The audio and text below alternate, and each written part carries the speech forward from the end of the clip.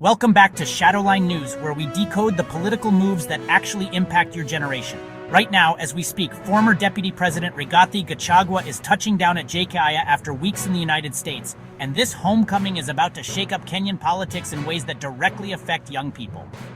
Gachagua arrived today at noon from his extended U.S. tour, with his Democracy for Citizens party claiming they've mobilized 300,000 supporters to welcome him at the airport.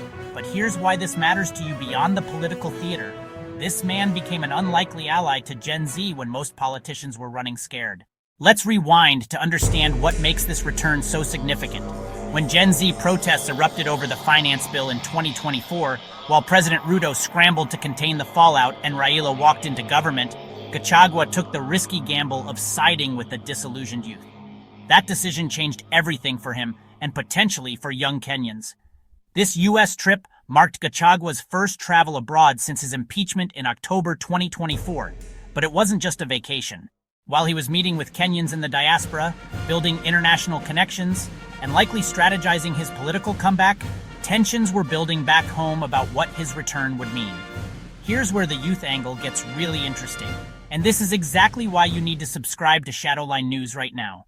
Gachagua has repeatedly stated that he respected Gen Z's demand that leaders and elders stay out of their protests, understanding that the youth movement didn't want to be owned by any politician. That's a level of political restraint we rarely see. The timing of his return is no coincidence. He's scheduled to hold a mega rally at Kamukunji Grounds immediately after his arrival, sending a clear message that he's ready to re-engage with Kenyan politics.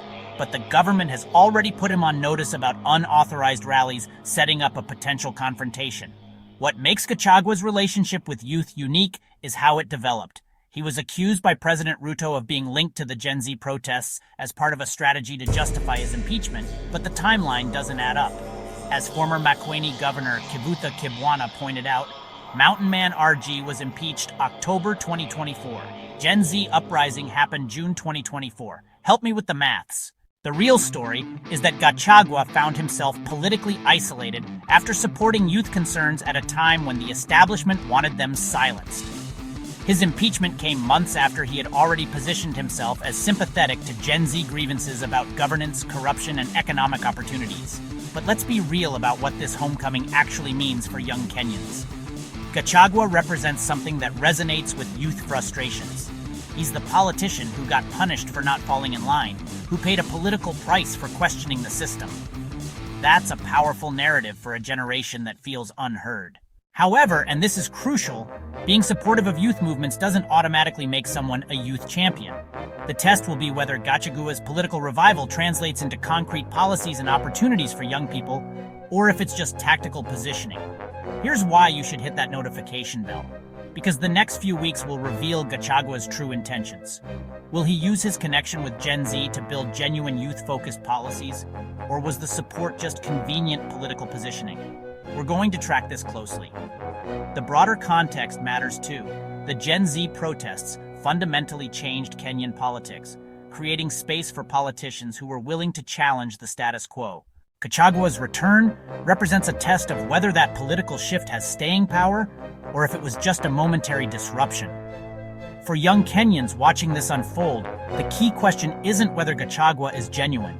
It's whether his political comeback can create more space for youth voices in governance. His impeachment showed what happens when politicians deviate from established power structures.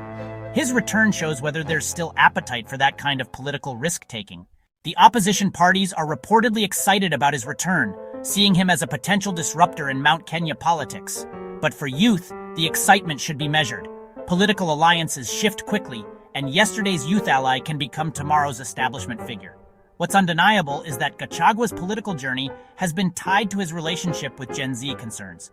Whether that continues to benefit young Kenyans or becomes just another political calculation remains to be seen. The rally at Kamukunji will give us the first real indication of his post-US strategy. This story represents something bigger about Kenyan politics, the ongoing question of whether the political class will genuinely engage with youth demands or just use youth energy for their own advancement. Gachagua's return is a test case for both sides of that equation. Stay tuned to Shadowline News because this is just the beginning of what could be a major political realignment, and we're here to analyze how it actually affects your generation beyond the headlines and rallies. This is Shadowline News, keeping you informed about the political moves that shape your future in Kenya and across Africa.